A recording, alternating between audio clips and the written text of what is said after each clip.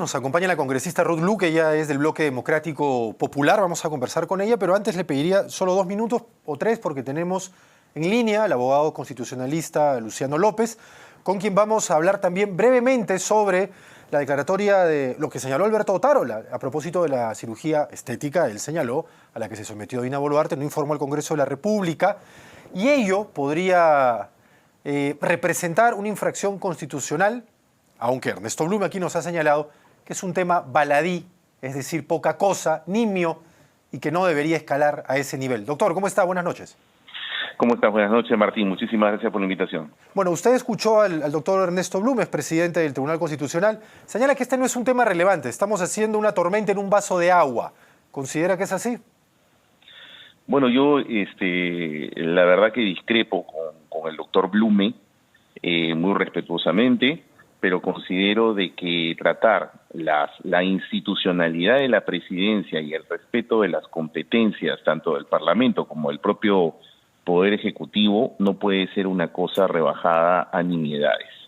Me explico, lo que sucede es de que el sistema constitucional sí tiene previstas situaciones en las cuales un presidente de la República, por cuestiones de salud, voluntarias o involuntarias, porque acá fue una cuestión de una cirugía estética, ¿no? Pero también podría ocurrir que sea una cuestión totalmente involuntaria, como por ejemplo pues un problema de salud causado por una enfermedad. Así es. Y haga que la presidenta no pueda estar al 100% de sus capacidades. En esas situaciones, la Constitución establece que existe la figura de la suspensión temporal, pero eso es una competencia del Parlamento. Para decirlo en términos sencillos, es una licencia, o sea, más claro, ¿no? O sea, al menos como para que la gente que nos escucha pueda entenderlo. Entonces, la suspensión temporal no es una sanción, pero obliga a que el presidente de la República, como corresponde, tenga que informarle al Parlamento. ¿Por qué se genera esa obligación? Por una cuestión muy sencilla, porque ella, pues no, lo que ha sucedido acá es que ella decidió por sí y ante sí no informarle a nadie. Pero, si es una cuestión sí, que es una nimiedad o no, como lo plantea el doctor Blume, eso es una competencia del Parlamento. El Parlamento decidirá si es una nimiedad o no y si procede a una suspensión temporal o no.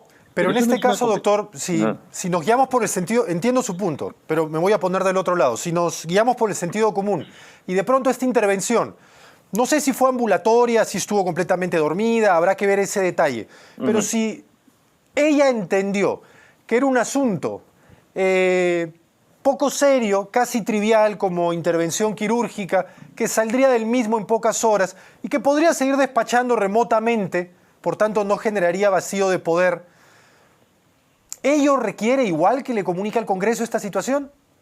Sí, porque no es su competencia. Es que ese es el punto, Martín.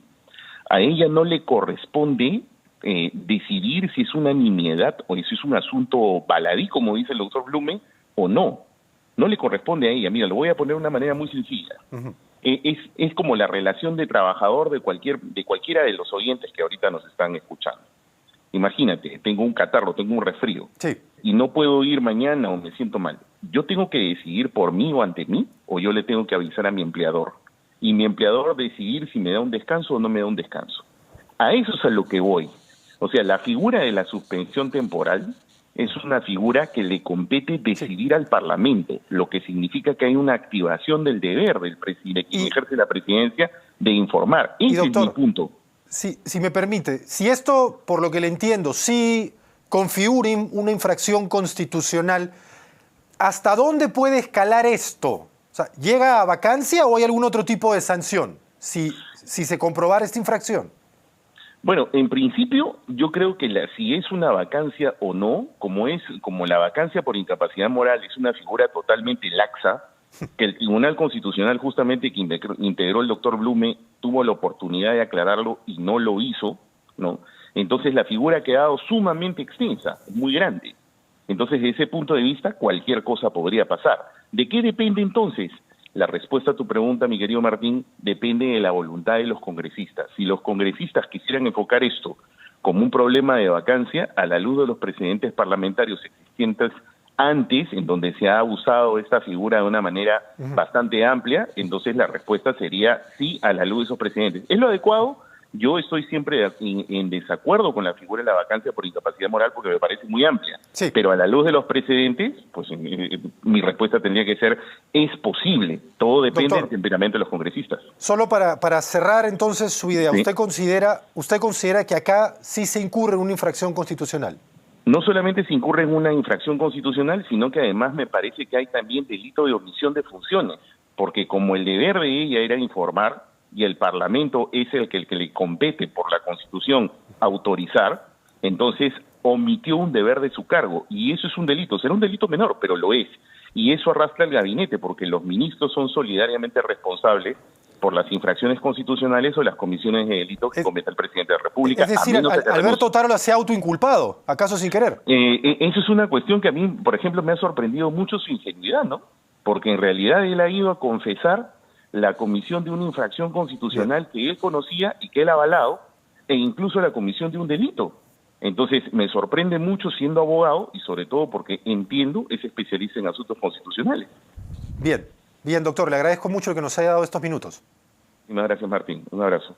Gracias nuevamente. Luciano López, abogado constitucionalista.